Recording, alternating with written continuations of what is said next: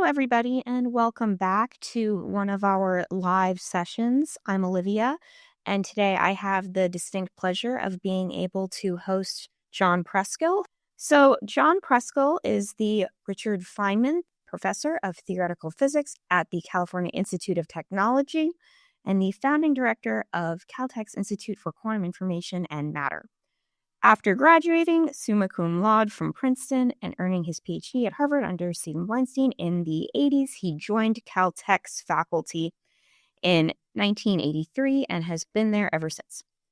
John began his career in particle physics and cosmology, but is now best known for pioneering work in quantum information science, ranging from error correction codes to thought leadership across the board. His freely available lecture notes and blog have made him an influential educator and science communicator. And among these many honors, John Preskill is a member of the U.S. National Academy of Sciences and a fellow of the American Physical Society. He has received multiple Caltech teaching awards for mentoring more than 50 PhD students. All right, so that was a quick little intro. John, I think, just has to share his slides again, but while you do that, John, feel free to just bring them up the way you did before. Thank you, Olivia. And I'm honored to have this opportunity to talk to you today about Feynman's dream, simulating nature with quantum machines. I'm going to tell you a little about what Feynman had to say in 1981 when he proposed the idea of a quantum computer, and then I'll discuss some of the things that have happened in the 44 years since then. If you'd like to see more details, I wrote an article that's on the archive and was published in a new edition of the Feynman Lectures on Computation on this theme. So this talk is an update 4 years later of that discussion. Let's also remember that just a few weeks ago, we celebrated another anniversary, the 100th anniversary of the discovery of quantum mechanics. The story goes that Werner Heisenberg, who was just 23 years old, trying to seek relief from his hay fever, went to the remote island Helgoland in the North Sea, and while there, had an inspiring insight, a breakthrough that made him the first to articulate a mathematical framework of quantum mechanics. Heisenberg himself told this story in a very romantic fashion in his memoir, which was published in English in 1971. He described doing computations late into the night to verify that the formalism that he had developed was on the right track, and then before sunup, took a hike to a rock overlooking the ocean and watched the sun come up. So I read that when I was a high school student, when that memoir had just come out, and I was duly impressed. Let's also call out another of the early heroes of quantum mechanics, Paul Dirac, who formalized and clarified the quantum mechanics of Heisenberg and Schrödinger. And particularly relevant for today's discussion, as far as I know, Dirac was the first to articulate that with the many-electron Schrödinger equation, we have a theory of everything that matters in everyday life. It's the theory that describes many electrons interacting electromagnetically and quantum mechanically with each other and with atomic nuclei, which underlies all of chemistry and material science. But as Dirac pointed out, the exact application of these laws leads to equations much too complicated to be soluble. Dirac was thinking of problems with just a handful of electrons when he said that. Dirac was Richard Feynman's scientific hero, and it may seem odd to us looking back that it took over 50 years for Feynman to suggest that if we want a machine that can solve the many-electron Schrödinger equation, it should be a quantum machine, not a conventional computer. Let's remember, though, that for Dirac in the 1920s, computation is something that we do with a pencil and paper, not with a machine. Feynman gave a talk at a conference at MIT on the physics of computation in 1981. A transcript of the talk was published, and it's still interesting to read today and is still frequently cited. He made his goal clear. It was to have a simulation of many particles where the number of computer elements required to simulate a physical system is proportional to the space-time volume of the physical system. And he pointed out that with conventional computation, that doesn't work. Because if I want to keep track of many electrons, the number of quantum amplitudes in the wave function that we need to follow grows exponentially with the number of particles. So we asserted that cannot be simulated with a normal computer. But then he made the leap of suggesting that what we should use instead is a quantum computer. And he suggested that there didn't seem to be any reason why we shouldn't be able to simulate many particles interacting quantum mechanically if we built the computer out of quantum computer elements. And as he emphasized, this is a new model of computation, not a Turing machine, a machine of a different kind than had been considered before. And in his talk, Feynman went at some length into the reasons why we don't expect a conventional computer to be able to simulate such many particle quantum systems, even if that computer is equipped with a random number generator to emulate the randomness of quantum mechanics. He spoke of the hidden variable problem, the idea that it's not possible to keep track on a probabilistic conventional computer of all the entanglement among the particles. And he discussed in some depth and at length the idea of Bell inequalities, which show that quantum correlations are different than the correlations among parts of a classical system. And he discussed some of the experimental evidence that the Bell inequalities are violated, as it was known at that time.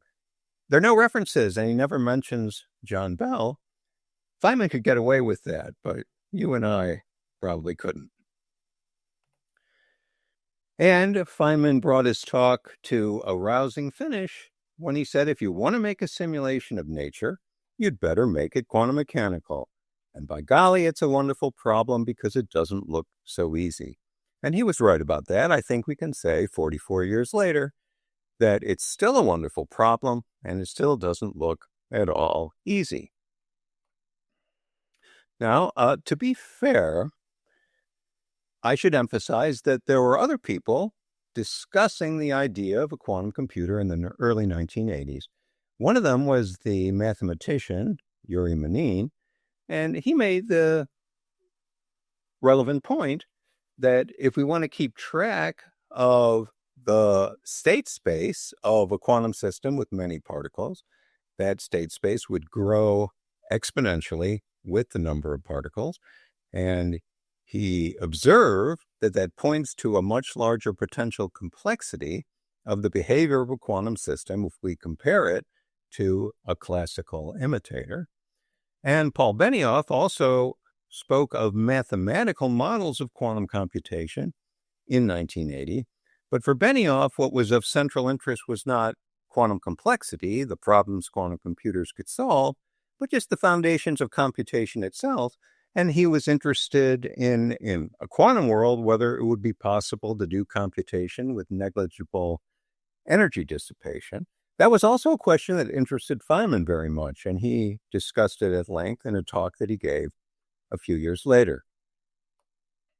Before we leave Feynman, I would also like to recommend that you read another visionary talk that he gave some years earlier in 1959 with the title, There's Plenty of Room at the Bottom, which foresaw the development of nanotechnology.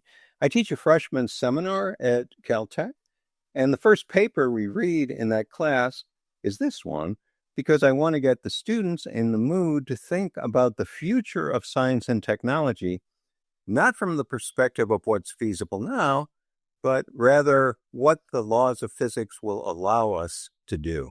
And that was the attitude that Feynman took in this talk. He suggested, for example, that it ought to be possible to perform computations with computer elements that are far, far smaller than what was known in 1959. He suggested that computers, as they grow more complex, would have emergent properties, including intelligence. And he also talked about manipulating individual atoms for purposes of engineering. And that was not something that people had much discussed at the time. In fact, the pioneers of quantum mechanics, like Schrödinger, ridiculed the idea that you could do a measurement on a single atom. They thought of measurements as something that you perform on an ensemble of many atoms, not an individual atom. But now we routinely manipulate the state of a single atom. And Feynman foresaw that there's no reason why that shouldn't be possible. So this was a really revolutionary and brilliant idea. How did the world respond? Well, not very much at all for a while. There was an important step a few years later when David Deutsch tried to formalize Feynman's idea of a quantum computer and describe it mathematically. That was a useful step, and it helped to put quantum mechanics in the language that computer scientists could appreciate. And one computer scientist in particular who was inspired by Feynman's talk was Umesh Vazirani.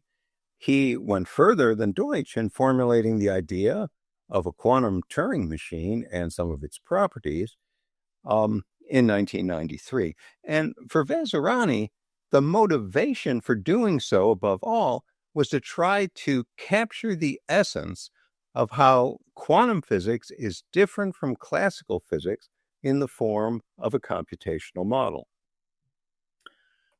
Well, what made interest in quantum computing really take off in 1994 was Peter Shor's discovery of quantum algorithms that theoretically would make it possible for a quantum computer to efficiently solve the problem of finding factors of large numbers and computing discrete logarithms. That generated a lot of excitement. It brought people into the field, including me. Now, at the time, I didn't know much about computer science or algorithms, but I was really struck by the idea that the problems that are easy or hard, the problems that we can solve with advanced technologies versus the problems that are just forever out of reach, that distinction depends on this being a quantum world instead of a classical world. I thought that was one of the most interesting ideas I'd ever heard, and thinking about it eventually led me to change the direction of my own research from elementary particle physics and early universe cosmology to quantum information.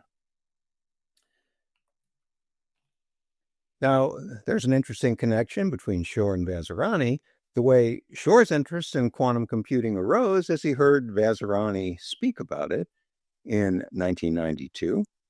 And as Shor described it in a recent memoir, I probably understood it better than other computer scientists because of the amount of physics I'd taken in college.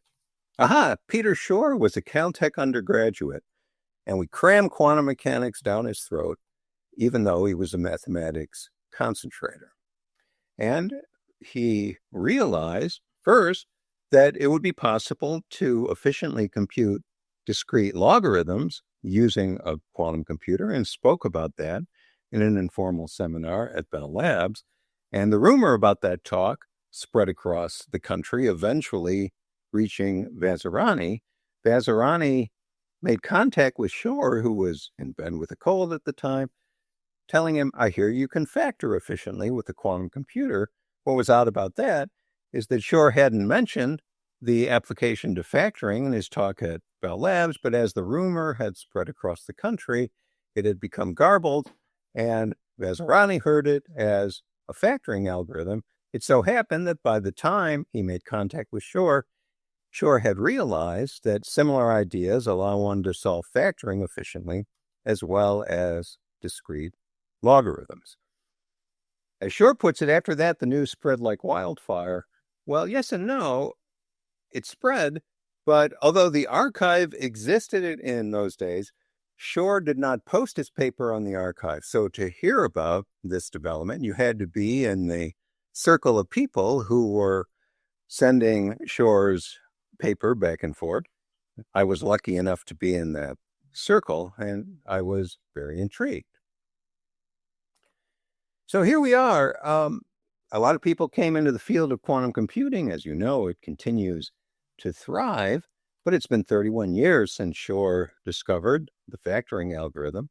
We're still not doing quantum computations that are cryptologically significant. So why is that? What's taking so long? Well, quantum computing is hard to do. And what makes it hard is that we want a quantum computing system to obey a set of criteria that are almost in conflict with one another. On the one hand, we want qubits to interact strongly with one another so we can rapidly process the information that the qubits encode. But we don't want the qubits to interact with the environment, which would cause a quantum computation to fail. But we do want to be able to control the computer from the outside to make it do what we want it to do, and eventually read out an answer to a computational problem. And it's very hard to build a platform that satisfies these criteria simultaneously. So it's taken decades of technical progress to get where we are today. The reason it's so important to prevent information from leaking to the environment is because of a fundamental difference between quantum and classical information, namely that we can't observe the state of a quantum system without disturbing it in some uncontrollable way. That's true of quantum information, not true of classical information. So if information leaks to the outside, even if we don't observe it ourselves, if it can in principle be observed, that's just as bad. It causes the phenomenon we call decoherence, and the quantum computer starts to behave like a classical one. So if we're going to do a quantum computation reliably, we have to keep the information that's being processed during the computation almost perfectly isolated from the environment. And that's extremely hard to do. And that was appreciated right from the start. Within just weeks after Shor's paper started to circulate, a very good physicist, Bill Unruh, did computations pointing out that a quantum computation wouldn't remain coherent long enough for it to outperform what we can do with conventional computers because of the decoherence phenomenon. Another skeptic was another hero of the physics of computation, Rolf Landauer. And for Landauer, what he found most concerning was not decoherence, but the problem of precise control of the quantum computer, since the quantum state is a state vector which lives in a continuum. Small errors in a computation could build up over time and eventually cause the computation to go off track. Both of these problems were solved by the idea of quantum error-correcting codes. Here again, Peter Shor had an outsized role. Aside from discovering the factoring and discrete log algorithms in 1994, by the fall of 1995, he introduced the idea of a quantum error-correcting code, which could, in principle, solve both the decoherence problem and the control problem in a quantum system. But that's not enough by itself, because we also need to show that we can perform computation and error correction even if all the operations we perform with the quantum computer are subject to noise. That required the theory of fault-tolerant quantum computing, and by the spring of 1996, Shor had built such a theory and described fault-tolerant protocols that in principle could make quantum computing more accurate. Now, I'm being unfair here because, of course, there were a lot of other people thinking about these issues. in that time frame. And in particular, one was Andy Steen, who independently of Shor proposed a quantum error correcting code in the fall of 1995. And by mid-1996, Steen and Calderbank and Shor had formulated a large family of quantum error correcting codes, what we now call CSS codes, in their honor. For some reason, which I can't really explain, Steen's paper was sent to me to referee. So I'm breaching confidentiality by telling you the content of my report, which begins, the paper is a major contribution to quantum information theory, one of the most significant in recent years. So I'm glad I got that right.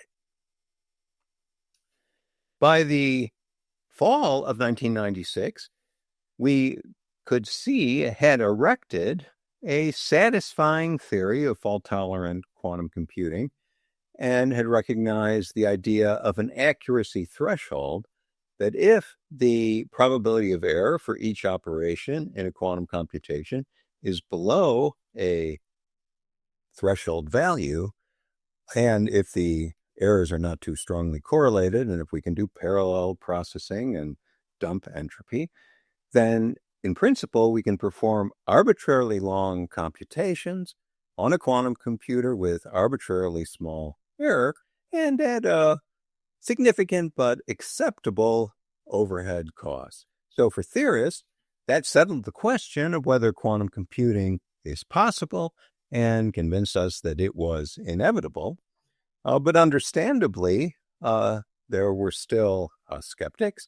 One was Serge Haroche, who knows as much as anybody about decoherence, having studied it for most of his career, and he appreciated the advance of quantum error correction, but he made the reasonable point that, in a paper with Ramon, that the implementation of error correcting codes would be exceedingly difficult. And he said, in this sense, the large-scale quantum machine, though it may be the computer scientist's dream, is the experimenter's nightmare. And I guess it's fair to say, in a way, that's still the case. Another important contribution in that era was from Alexei Kitaev, who brought together the theory of fault-tolerant quantum computing with the mathematical subject of topology and introduced the idea of physical fault tolerance, that it's possible in principle to build hardware that has an intrinsic resistance to decoherence and other sources of error. And he proposed quantum codes based on topological principles. And both that code construction and the idea of physical fault tolerance continues to inspire further advances. What these pioneers recognize is that if we want to protect a quantum computation from the effects of error, then we should encode the quantum information that's being processed in a very non-local manner in a highly entangled state, so that as the environment probes the system by interacting with parts of it one at a time, it can't get access to the protected information, and therefore doesn't have to damage it in an irreversible way. And we've also understood how to efficiently process information that's encoded in that highly entangled form. Now, there are big questions which could have been asked, and to some extent were asked already in the 1980s. How are we going to scale up to quantum computing systems that can solve very hard problems? And once we do so, what will be the most important applications for science and for industry? I think we're still far from having the definitive answer to either question. Now, when it comes to applications, we're looking for problems that are quantumly easy, can be solved by quantum computers, classically hard, are beyond the reach of conventional computers, and also useful, so somebody cares about the answer that we obtain. And when it comes to scaling up, we would like the fundamental devices, the qubits themselves, to be higher quality. We envision using error correction to boost the scale of the computations that we can perform. And we have to address some very daunting issues in engineering a large system in which many qubits are well controlled. When it comes to applications, what was correctly emphasized by Feynman and Shor and many others, that there are problems which we can solve quantumly and can't solve classically in any reasonable amount of time. And so it's a compelling question. What are these problems that are both classically hard and quantumly easy? And we've learned a lot of things about that in the past 30 years. I think there's a great deal more to learn, and that as our quantum technology advances, the experimentation with the devices will accelerate the search for new applications. But really, the best answer we can currently foresee is the one that Feynman had in mind, that we expect that a quantum computer will be able to simulate efficiently any physical process that occurs in nature. Feynman and I were colleagues at Caltech, and we frequently talked about physics in the 1980s. We never talked about quantum computing per se, which I wasn't particularly interested in at the time. But we did talk about computation because we were both interested in what could be done to advance our understanding of nuclear matter, in particular, what quantum chromodynamics says about fundamental physics. We were interested in what we can learn about that using computers, a topic that was starting to get traction in the late 70s and early 80s. But Feynman appreciated that there are some problems that would be really hard to answer with computers, including ones as fundamental as what happens when we bang together two protons at very high energy, what products are produced in that kind of reaction. And I think thinking about that was part of what provided the incentive for him to propose the idea of quantum computing. And as Feynman recognizes the answer to Dirac's remark, with quantum computers, by solving the many electron problem, we should be able to go much further in studying the properties of complex molecules and exotic materials, and also study fundamental physics in new ways, for example, by simulating the quantum behavior of a black hole, or what was happening in the early universe right after the Big Bang. Now, to do all that, we need hardware. And there are a lot of different ways in which qubits can be instantiated, and many of those are being pursued and are steadily advancing. And it's important for us to continue to develop these different hardware approaches in parallel, because we don't currently know for sure which hardware is going to have the best prospects for scaling up to large systems that can solve hard problems. It could be a hybrid of different technologies, which turns out to be most helpful.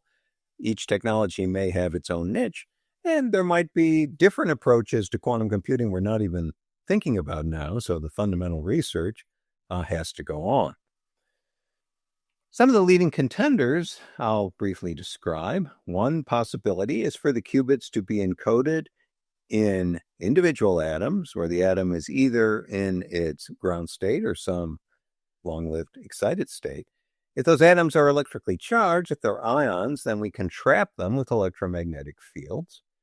And then, addressing the atoms individually with a stable laser, we can prepare a desired state, we can read out the state of the atom, and we can perform single qubit quantum operations.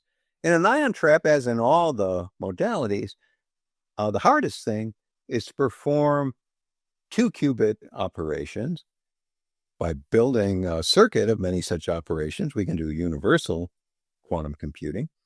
And in the ion trap, that's done by taking advantage of the vibrational modes in the trap.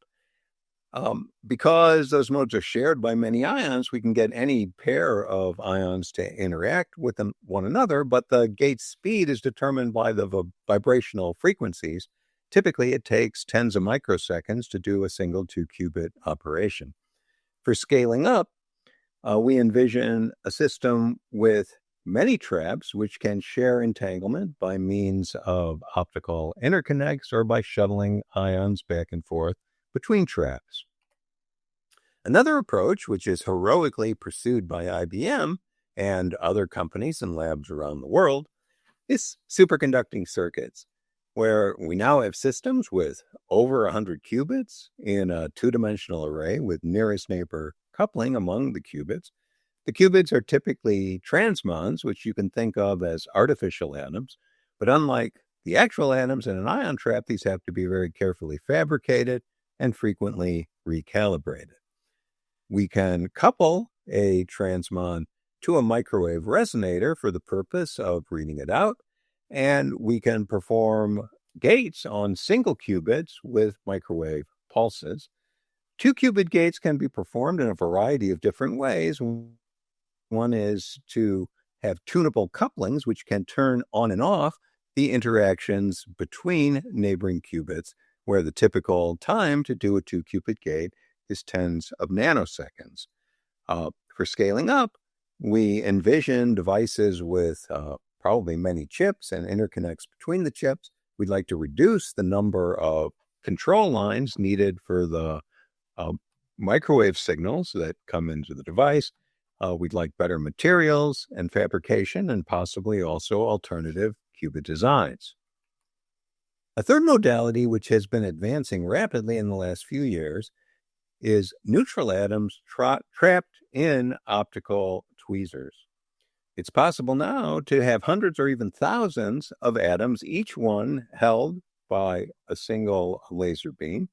And these atoms can be excited to highly excited states that strongly interact so that we can do fairly rapid 2-qubit gates. Furthermore, the atoms are movable, the tweezers are reconfigurable, so there's no geometrical constraint on which qubit interacts with another qubit, and it's possible to perform global operations in which many gates are executed in parallel. Now, right now, the movement of the atoms is relatively slow, and so is the readout, so it's important to improve those things, and the atoms get lost, so there's a need for continuous loading of fresh atoms, and that's a technology which is also under development. So what about applications? What can we do today? It's sometimes said that we are in the era of NISQ, noisy intermediate scale quantum processing. The term NISQ doesn't have a precise quantitative meaning, but it conveys an idea that with the devices we have now, say with of order 100 qubits, we can't, by brute force, simulate with a conventional computer what the quantum computer does. But noisy reminds us that these devices today are not error-corrected, and the noise is a serious limitation on their computational power. As it stands now, there is no proposed application of NISQ computing with commercial value for which a quantum advantage has been demonstrated if we compare to the best classical hardware running the best algorithms for solving the same problems. NISQ is valuable for scientific exploration, but not necessarily currently valuable as a commercial enterprise. And we don't have persuasive theoretical arguments indicating that commercially viable applications are going to be found that don't use quantum error correcting codes and fault-tolerant quantum computing.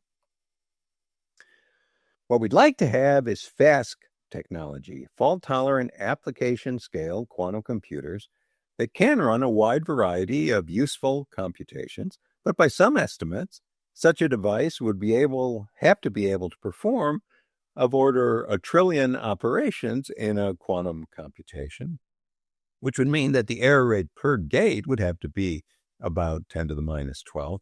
And that's vastly better than what we have today, where under the best conditions, the probability of an error every time we perform a 2-qubit gate is about 1 in 1,000. So we have a chasm of 9 orders of magnitude we have to cross.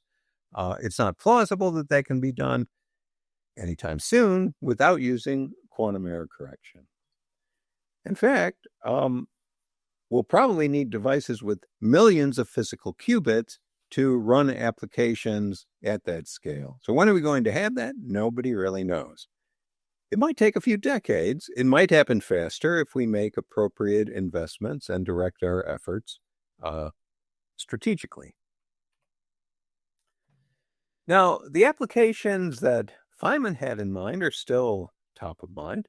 Remember, Dirac said that the equations are too complicated to be soluble when talking about the many electron problem. That's a little misleading because we have many heuristic classical algorithms that are often very successful in practically relevant settings. And the algorithms for simulating many particle quantum systems using classical computers have been improving rapidly in the last few years, just through better algorithmic insights. With quantum computing, we're going to be targeting what is now a relatively small, strongly correlated corner of chemistry and material science, where the systems are highly entangled and all of those classical methods falter. And that makes it hard to estimate how useful quantum computers are going to be in physically relevant situations that are beyond the reach of classical methods, because we don't know how rich the world of highly entangled many electron systems will turn out to be. Meanwhile, for understandable reasons, there's a surge of interest in using artificial intelligence to solve many particle quantum problems, and that is promising. But for now, AI applied to quantum systems suffers from a dearth of training data in the strongly correlated regime. We can anticipate that eventually quantum computers will be able to accelerate progress by providing training data that can be leveraged by AI in classical computers to make predictions about more complex systems, molecules, and materials. Now, what's particularly promising, at least from a scientific point of view, is using quantum computers to simulate how highly entangled systems evolve with time, because that's quite hard to do with classical computers. But we have to ask the right questions in order to get scientifically useful answers. In some cases, quantum systems are localized, meaning that as they evolve, they don't become very highly entangled, and so they might not be so hard to capture with classical computations. In other cases, the systems are strongly chaotic and quantum information becomes scrambled very rapidly. That's hard to simulate accurately with a classical computer, but it won't necessarily be so interesting if the system very rapidly converges to thermal equilibrium, and the process of reaching thermal equilibrium might not be so scientifically informative. Well, we just have to ask the right questions. I think there are many ways in which scientifically informative surprises can be expected as we simulate dynamics far from equilibrium. One thing I've been interested in is what Feynman was interested in the 1980s, simulating collisions of fundamental particles at high energy using a quantum computer. Eventually, we're going to do things like that, which we just can't do with conventional computers. And we're already seeing some of those scientifically informative surprises today. Now, all this is contingent on being able to overcome limitations from the noise in quantum devices. There are two different approaches to that. One is called quantum error mitigation, and essentially what it means is that we characterize the noise in our device well enough so that after doing a quantum computation and running it many times, we can post-process the results to minimize the effect of the noise on the answers that we obtain. And that's used now. In fact, it's essential for getting usable answers from the quantum processors we have now. However, it does not scale well. The number of times we need to run our quantum computation as the system size increases, the number of run times goes exponential with the size of the system that we want to study. Quantum error correction solves that problem in principle. It has a much more reasonable asymptotic overhead cost as the size of the input to our computation increases. But we can't really use it in computations we care about today. What do we need to use quantum error correction? Well, we're probably going to need better 2-qubit gate accuracy than we have now, and also a lot more physical qubits and the ability to control a very complex system involving many qubits. To give you an idea what we're up against, come back to Kitaya's proposal of what we call the surface code, which in some ways is the most promising approach to doing fault-tolerant quantum computing in the relatively near term. We like the surface code because controlling the errors requires only local processing, geometrically local processing in a two-dimensional layout. And this is a code that can tolerate a pretty high physical error rate. There's a threshold for the surface code of accuracy of about 1%. Once the error rate per 2-qubit gate is below that threshold, then as the code grows in size, the logical error rate, the error rate for the protected information, goes down exponentially.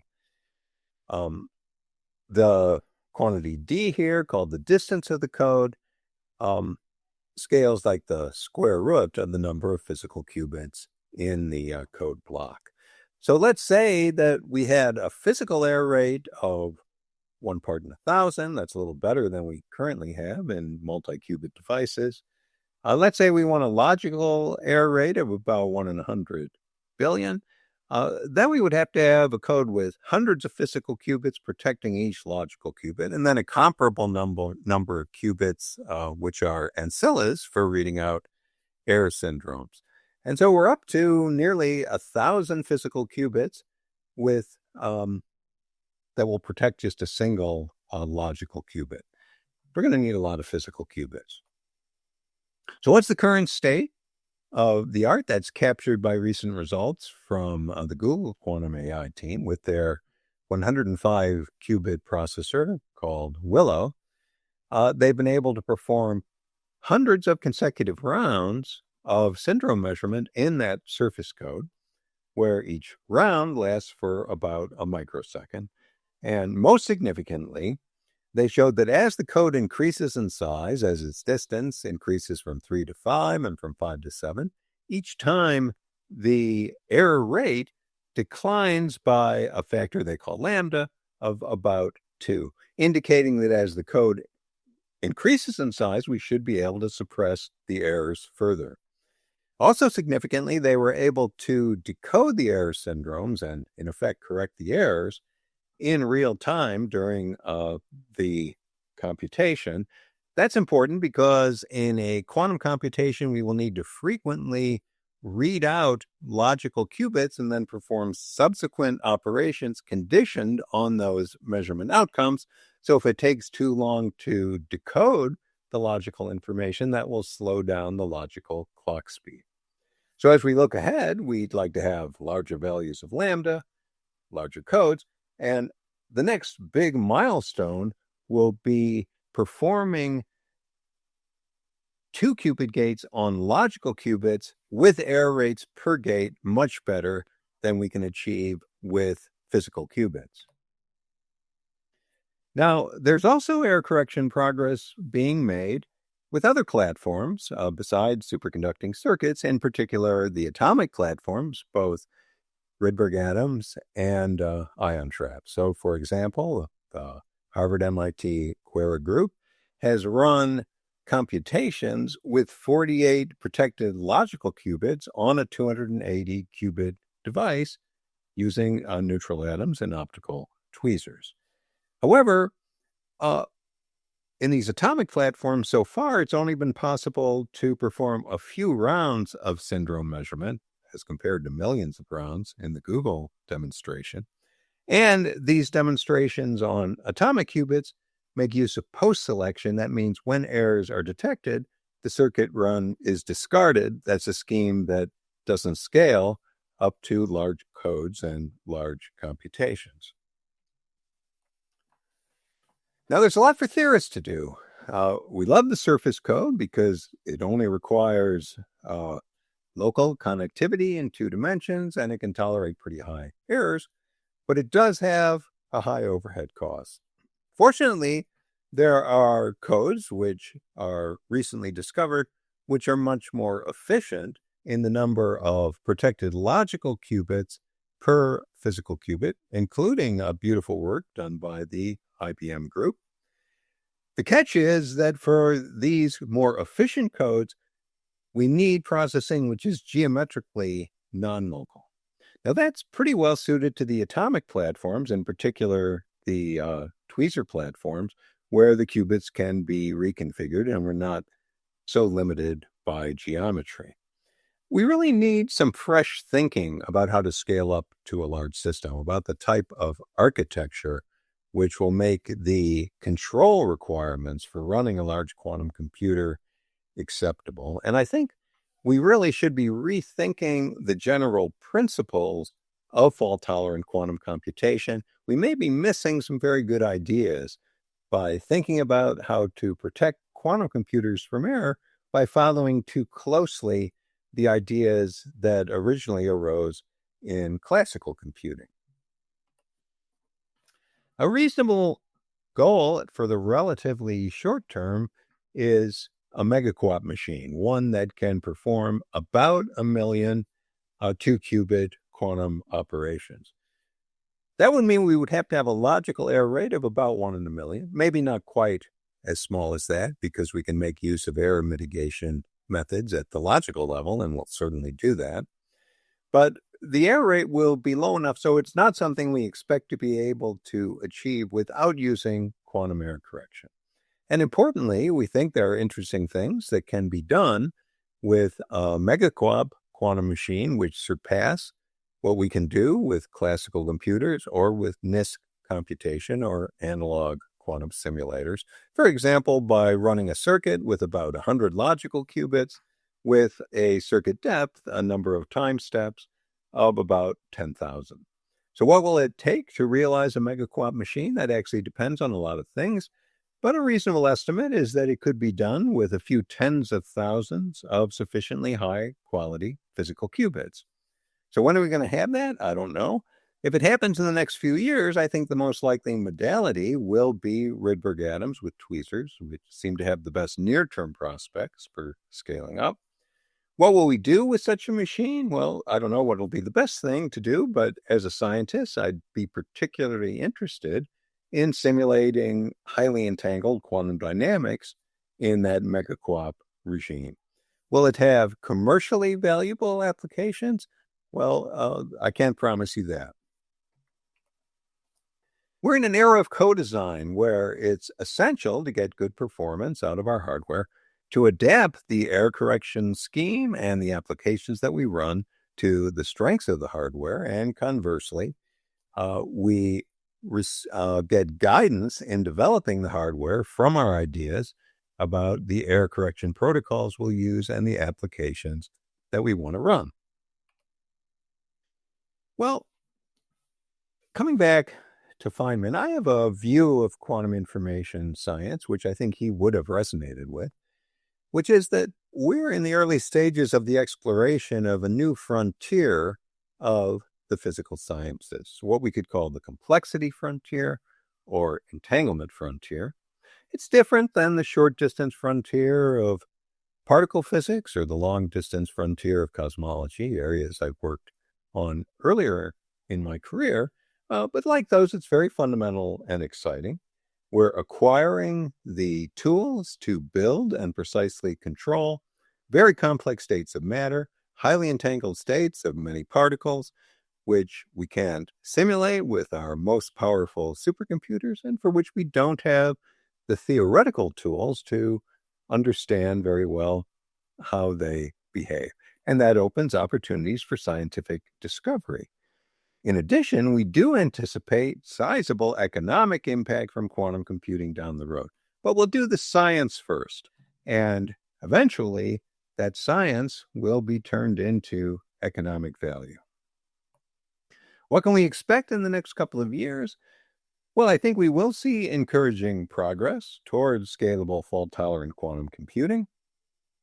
I think the pace at which we get scientific insights from either circuit-based quantum computing or programmable quantum simulators will increase in the next few years. And our ability to control many entangled particles also has implications for quantum measurement. In particular, we can anticipate, by controlling complex states of matter, improvements in optical atomic clocks. If we try to envision the longer-term history of quantum mechanics, 100 years since it was discovered, we're hampered by our limited imaginations. But we might characterize the difference between the past and the future this way. Over the last 100 years, we've been very successful at understanding the behavior of many weakly correlated particles, electrons, photons, atoms, molecules, and the insights that we've gained into, for example, the propagation of electrons in semiconductors, or the condensates that can occur for many photons or many atoms, have had inestimable scientific and economic impact. The big challenge and opportunity for the next 100 years is to arrive at comparable insights into the behavior of complex, highly entangled matter, highly entangled states of many particles, and to make use of those insights for the benefit of humanity.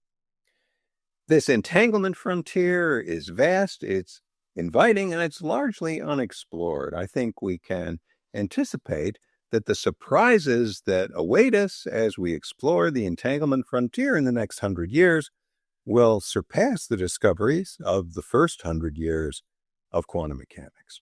So we should give thanks to the quantum pioneers of the past and the quantum heroes of today. But especially I want to wish good fortune to you, the quantum explorers of the future. Thanks for listening. So let's get to some questions now. Okay. So this is a really interesting one. As an industry research professional, many of us are trying to stay on top of quantum computing research. However, many industries are interested in quantum computing, but it is not yet useful or profitable to us, so our bosses aren't willing to invest too much of their money and time in quantum. Yet new research is rapidly being released. So how can research professionals, not necessarily in quantum, but professionals, stay up to date with new algorithms and updates in industry? Well, there's an amazing amount of stuff online. There is. Of course, what I would tell a student, a graduate student at Caltech, is to regularly follow the archive and try to stay on top of interesting papers. That's not a very good suggestion for the type of person you're describing. But there are many conferences where accessible talks are given. One that I think is particularly valuable for a spectrum of researchers, from real experts to people who are less familiar, is the Simons Institute has a quantum colloquium where they regularly have speakers talking about recent developments, followed by panel discussions, which are often very informative, where the speaker and a few other experts kick things around, typically moderated by Umesh Vasrani, who, as you may have noted, was one of the characters in my spiel. So that's one resource that I especially recommend. Great. This one I think might be up your alley. How are quantum computers being used or are going to be used in the field of particle physics? Well, I think we have to take a long-term view here. There are several possible answers to that question, but the one that interests me the most is the one that I mentioned in passing during my talk, which is there are questions about dynamics in quantum field theory and even in quantum gravity, which I think is especially exciting, that are too hard to solve with conventional computers. Now, we tried to do some estimates of the resources you would need to really simulate quantum chromodynamics, for example, a collision of particles. And that's not going to happen for a long time because that's going to have to be fault tolerant. And it's probably going to require a lot of logical qubits as well.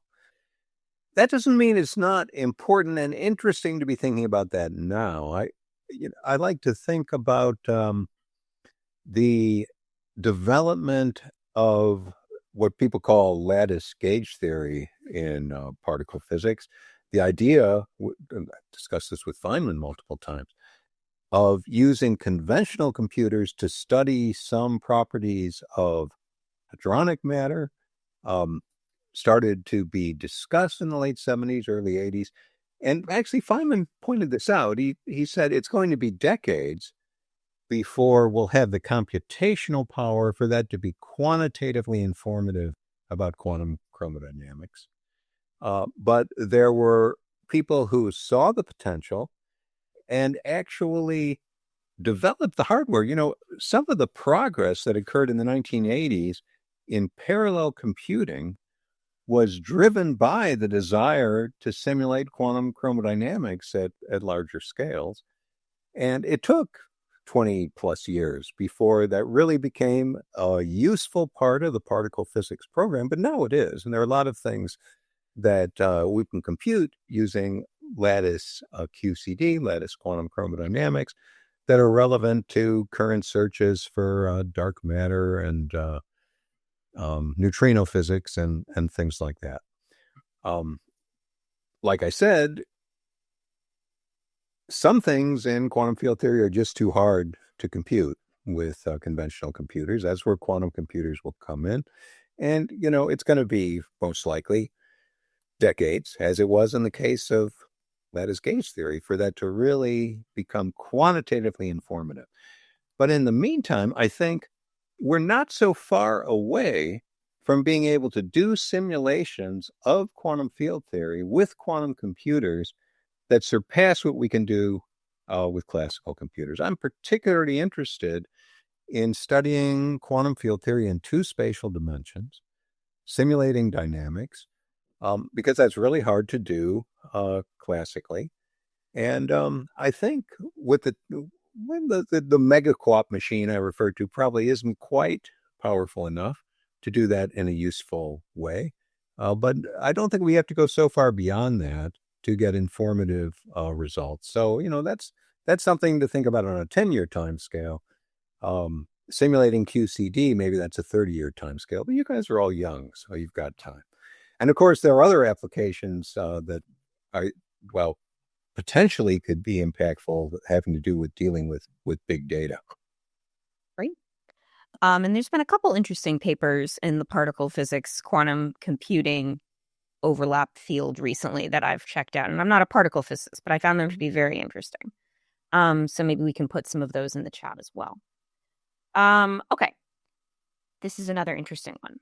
So you have been a promoter and a scientific communicator in quantum information for some time now. Have you? That's true, but I think you might have me beat by a little bit. What has been the biggest challenge in promoting quantum computing in the community that you have seen, that you have worked to resolve? Well, if we go back to when I first got interested in quantum computing, my friends who were particle theorists like I was just didn't get why I thought this was so interesting. Okay, that's really interesting.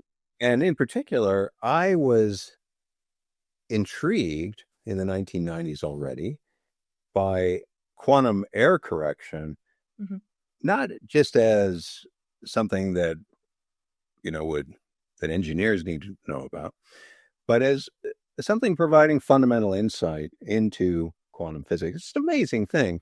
And I think maybe young people sort of take it for granted, whereas it's kind of a miracle, right? Quantum systems back when I was a kid, were single atoms or something like that. The idea that you can make a quantum system macroscopic and have precise control over it, despite decoherence, despite the fact that the control at the physical level is imperfect, is an amazing thing. And in fact, error correction has given rise to insights that have nothing to do with engineering big systems, but understanding matter, understanding the types of phases of quantum matter we can get. And they've even given us, I think, some insight into how quantum space-time works, because that's also a kind of quantum error correcting code. So anyway, in the early days, it was challenging to try to convey why it was so exciting. I think the problem I have now is I'm striking the right balance between optimism and pessimism, because I feel an obligation to push back a little against expectations that I think are unrealistic, not about the long-term impact on which I'm very bullish, but the time scale for significant economic impact. Nobody really knows. But I think if people are expecting quantum computing to have broad impact on society in 5 years, they're going to be disappointed. But it's still enormously exciting scientifically. And in the long run, it is going to have a big impact on society. So I push back. I say, well, hold on. Let's not get ahead of ourselves. It's going to take a while. It's a long-term enterprise, and we really need the fundamental research. I think part of the reason for pushing back is the attitude you sometimes hear is, okay, we've done the science, now it's engineering. I don't agree with that at all. I think we're going to need a lot of fundamental research to get where we want to go with quantum computing. And what we're doing now is all based on fundamental research that, occurred in the past few decades. In universities, we should continue to think longer term into the future than industry typically does, and conceive things that industry will be doing in 20 years. So I want to convey the promise, the excitement, but also sometimes, I'm the skunk at the party saying, let's be realistic. Well, sometimes we're all the skunk at the party. I think I would have said, something very similar too. It can be hard to balance between what I think a lot of people call hype, between being genuinely excited and optimistic about things that you believe are going to happen. It's very interesting, though, that your colleagues at the beginning of your career didn't see, well, I'm biased, but they didn't see the excitement in this. There were a few who did, but it took, and eventually it happened. You see, actually, when it happened fast. Okay. Right. In the 1990s, people who were interested in particle physics, I couldn't convince them quantum error correction was interesting. Mm-hmm. But about 10 years ago, maybe a little longer, in particular, from thinking about quantum space-time and recognizing the role of quantum error correction, basically space-time, most people in particle, well, I don't know, I shouldn't talk about what most people think. Many people think that space-time itself is not fundamental. It's an emergent property. And the key thing that kind of holds space-time together is quantum entanglement. And the way to characterize that and describe it really is in the language of quantum error correcting codes, which is a very powerful language. And now people who work on quantum gravity, many of them, feel they've got to know that stuff. And they do. They know about quantum error correction. They know about, we got that to start. They know about quantum complexity, and they see it as a vital part of the subject. It takes time. Sure. That's really interesting, and that I think answers one of the questions I was going to ask, actually, which was somebody asking if the language of quantum error correction and also entanglement can be applied in other areas that you wouldn't maybe necessarily think. I'll ask a few more. You've already been super generous with your time, but maybe this one always comes up and you probably always get this. But what are the biggest challenges or hurdles that must be solved before quantum computers are at the fault tolerant level and we are providing practical solutions to large scale applications? Well, there are a lot of challenges. I'm not sure how to answer that, but there are a lot of things we have to do. And to some degree, the answers are platform specific, and in other senses, they're more general. But really, look at what we're trying to do. It's an incredible challenge, right? We've got systems that are pretty cool, with a few hundred qubits now. And we're envisioning, in order to run algorithms on fault-tolerant quantum computers, systems with millions of physical qubits. And there's an engineering side to that, which is very daunting, but I think there's also a fundamental side. I think we can come up with much better ideas about how to conceive and design a quantum computing architecture than we have so far, which will, reduce the requirements in terms of physical qubits, in terms of power, and improve reliability and stuff like that. So I think for a theorist, that's a great thing to be thinking about. In more concretely, again, if you're a theorist, it's very exciting now what's been happening in quantum error correction. New codes being discovered, new protocols for doing processing with these codes, but there's a lot of room for improvement there. In particular, if we're going to make use of these codes that, have higher encoding rate, but require geometric non-locality. If you're, somebody at IBM or thinking about solid state,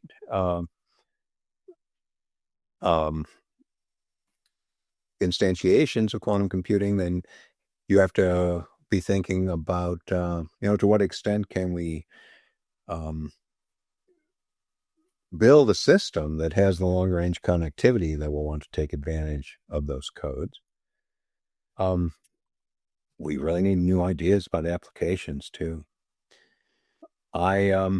My feeling is that we probably just scratched the surface, and there are many applications of quantum computing we just haven't been smart enough to think about. And but that's one area in which fundamental research can make a huge difference, coming up with new ideas for applications. Oh, this one's about interpretations of quantum mechanics. So the question is, in my understanding, most of the quantum computing framework is now based on the Copenhagen interpretation. How different interpretations of quantum mechanics can change or affect the structures of the existing algorithms. I don't quite accept the premise. Well, look, there are a lot of deep questions about the foundations of quantum mechanics, and good questions to think about.